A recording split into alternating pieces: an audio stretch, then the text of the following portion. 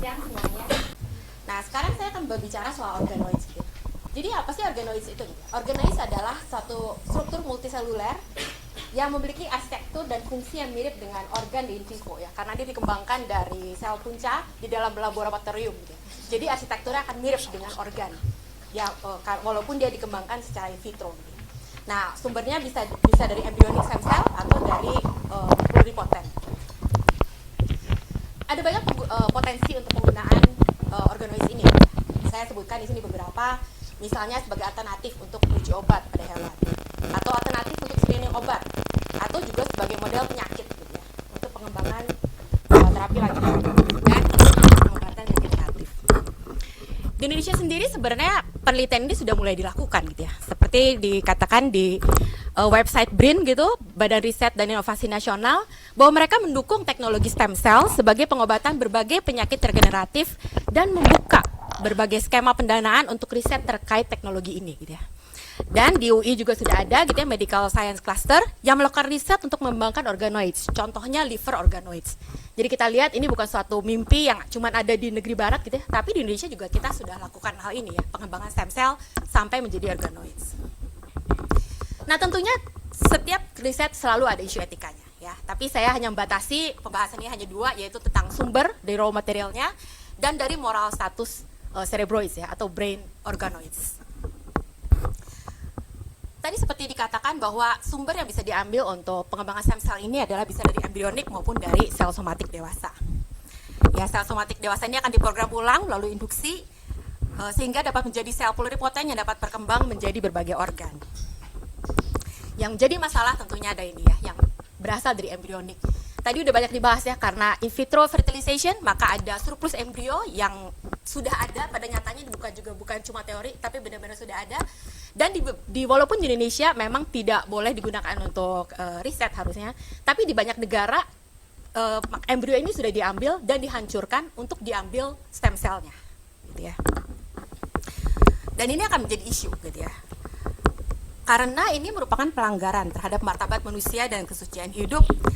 Tapi ini hanya menjadi isu kalau embrio itu diakui sebagai individu atau sebagai person. Jadi ini pertanyaan yang perlu kita jawab gitu ya. Apakah embrio itu punya moral status sebagai individu gitu ya? Dan ada banyak argumen yang mencoba menguraikan apa sih moral status embrio gitu ya. Yang pertama, kita bisa bilang bahwa ya embrio itu sudah jadi individu, sudah jadi person ketika terjadi pembuahan. Tapi ada juga yang mengatakan bahwa oh enggak, baru jadi person setelah 14 hari setelah pembuahan. Kenapa? Karena pada hari ke-15 maka garis primitif atau perennial systemnya baru mulai muncul. Dan inilah kemungkinan ketika embrio itu merasakan rasa sakit. Nah, ketika embrio merasakan sakit itu berarti oh udah ada perasaan, berarti udah jadi person gitu. Tapi pertanyaannya, apakah kalau ada orang yang terganggu ya tidak bisa merasakan sakit, orang yang koma misalnya, apakah itu berhenti menjadi orang? Yang berikutnya, ya, deteksi EEG. Ini juga sama, karena orang bilang, oh kalau secara kedokteran, ketika sudah tidak ada lagi gelombang otak, maka orang itu dinyatakan mati. Jadi sebaliknya juga berlangsung. Kalau otaknya terdeteksi, berarti itulah permulaan kehidupan. Ya, tapi kita nggak bisa menggunakan argumen itu sebenarnya, karena kalau otaknya udah mati, ya udah kita nggak bisa melakukan apa-apa. Berbeda dengan embrio, kita sebenarnya cuma perlu menunggu sampai otak itu berkembang sehingga bisa terdeteksi. Jadi analogi ini tidak benar gitu sebenarnya untuk digunakan. Gitu. Dan tentunya ada juga yang bilang kalau individu itu baru jadi person, jadi individu saat dia dilahirkan. Kenapa? Karena dia sudah terpisah dari ibunya. Nah, tapi pertanyaannya gimana dengan orang yang tergantung hidupnya pada alat-alat kedokteran ya, tadi dibahas ya, karena harus pakai masker dan sebagainya. Apakah dia berhenti menjadi orang ketika dia tergantung pada mesin hidupnya? Dan karena itu kita perlu kembali gitu ya kepada firman Tuhan. Apa sih yang dikatakan firman Tuhan gitu? Memang di Alkitab tidak ada ditulis secara literally gitu ya, kapan permulaan kehidupan itu ada. Tapi kita bisa mengambil contohnya dari Mazmur 139 yang menunjukkan adanya relasi antara Allah dan seseorang sejak dia di dalam kandungan. Embrio juga punya imago Dei, ya, punya image of God dan punya kapasitas untuk berelasi dengan Allah.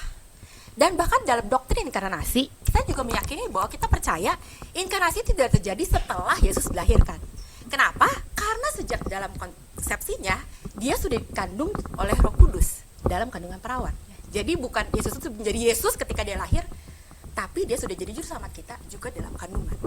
Dan karena itu kita bisa berkesimpulan bahwa secara Kristen kita bisa bilang pribadi itu dimulai sejak pembuahan.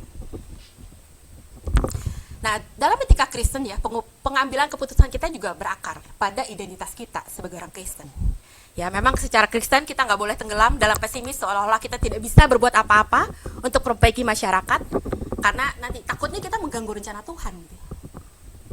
Tuhan nggak pengen kita jadi pesimis kayak gitu. Tapi di sebaliknya, kita juga nggak boleh membiarkan diri melakukan sesuatu secara berlebihan melampaui batas. Nah, karena itu kalau kita perlu gitu ya mendukung penelitian organoids, karena kita lihat ada banyak profitnya, banyak benefitsnya, tapi dengan batasan tertentu. Misalnya apa? Ya jelas kita tidak menggunakan embryonic stem cell sebagai sumber, tapi kita bisa mempertimbangkan gitu ya, untuk menggunakan induced pluripotent stem cell dalam batas tertentu. Kemudian untuk topik yang kedua yang saya mau angkat adalah mengenai brain organoids gitu ya. Kenapa sih perlu kita pikirin brain organoids gitu ya? Karena brain organoids memiliki sifat-sifat yang relevan untuk memiliki status moral. Seperti contohnya adalah kemampuan untuk merasakan atau memiliki pengalaman subjektif, ya yang disebut sentience. Nah, karena itu orang jadi bertanya-tanya, kalau begitu apakah cerebroid itu dapat dianggap sebagai agen moral? Nah, karena kalau begitu dia menjadi agen moral, maka kita harus memperlakukan dia sebagai person, sebagai agen.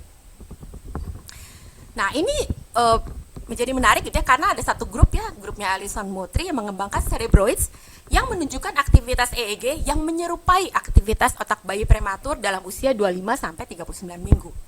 Tapi sebenarnya belum dapat dipastikan apakah aktivitas ini benar-benar sama dengan gelombang bayi yang gelombang otak yang ditemukan pada bayi pada normalnya gitu umumnya.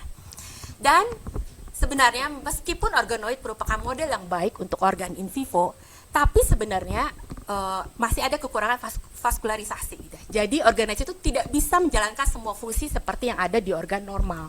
Makanya organoid itu kan sebenarnya artinya organ kecil. Jadi bukan organ seperti yang kita tahu di in vivo, tapi dia dikembangkan di laboratorium dan dia hanya menyerupai organ. Dan karena itu, cerebroid juga tidak berada dalam lingkungan yang menyediakan rangsangan yang mereka butuhkan.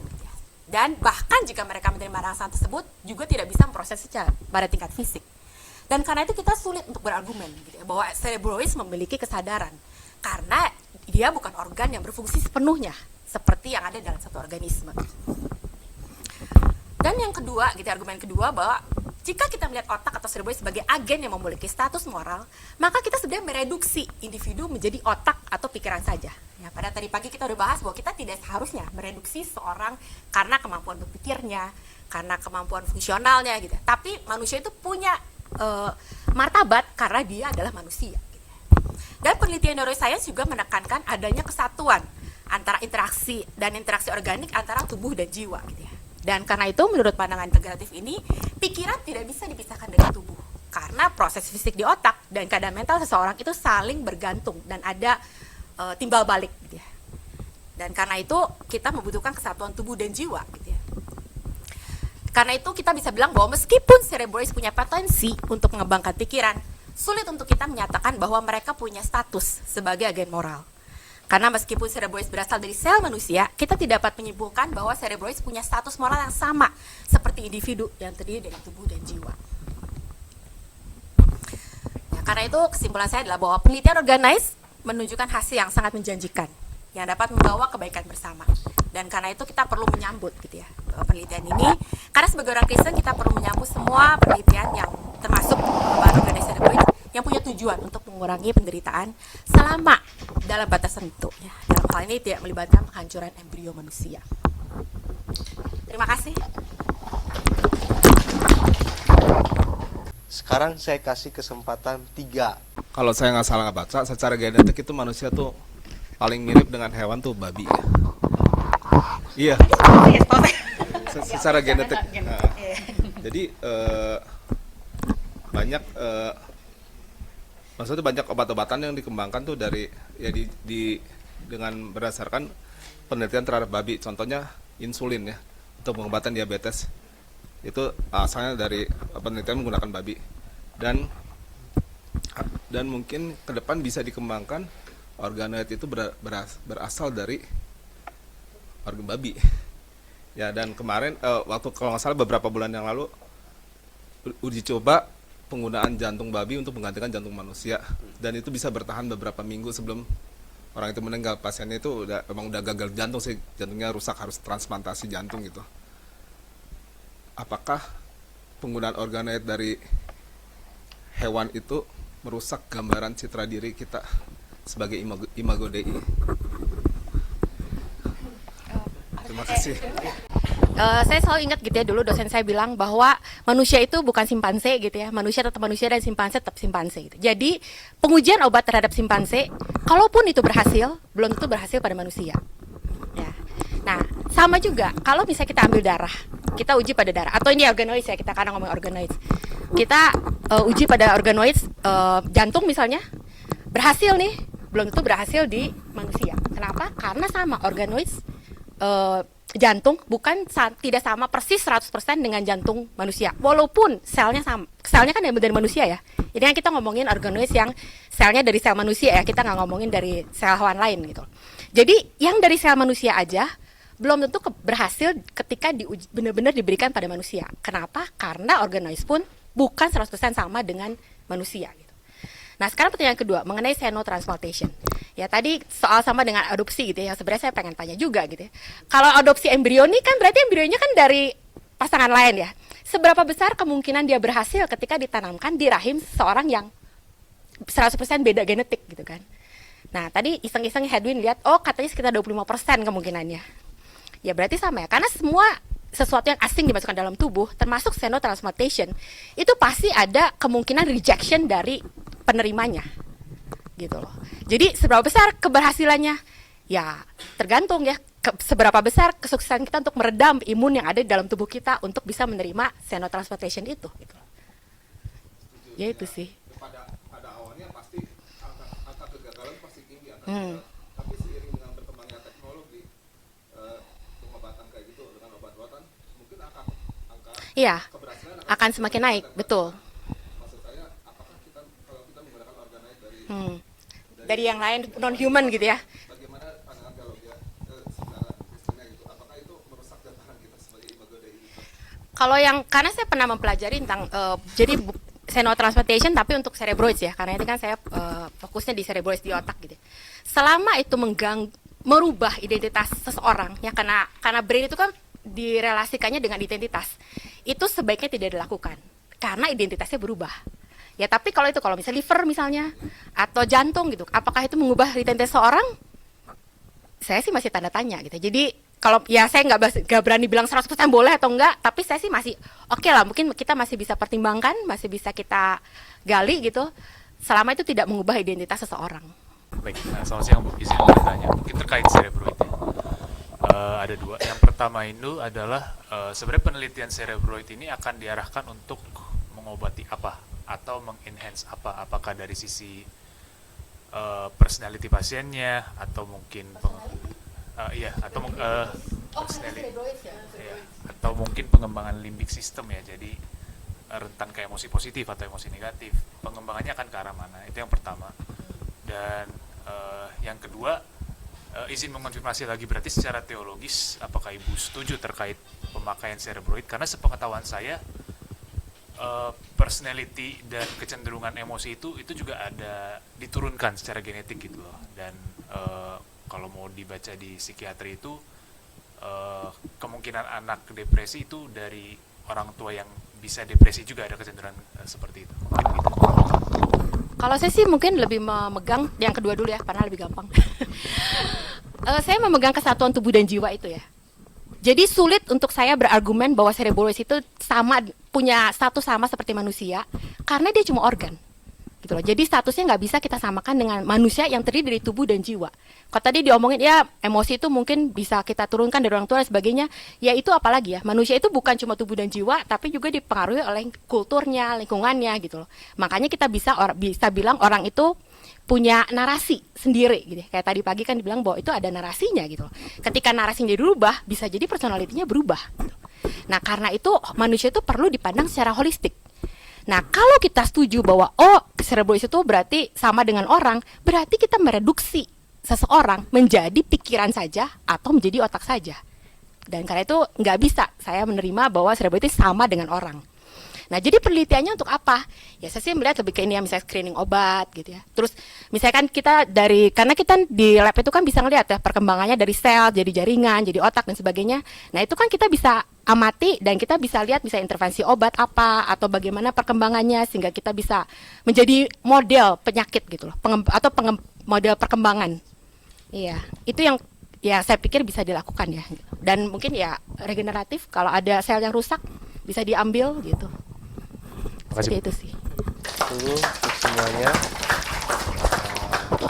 Ya, pertemuan kita sampai di sini. Saya ada pantun buat kita ya sebagai ya, air mengalir menuju samudra. Ya, jernih tenang menyejukkan hati, dia bilang ya. Dengan berat rasa pemakalah ini kita harus akhiri bersama. Ya. Iya. Jadi ya mohon maaf itu saya yakin. Jadi kiranya semua yang disampaikan itu hanya untuk kemuliaan Dia, yaitu Tuhan.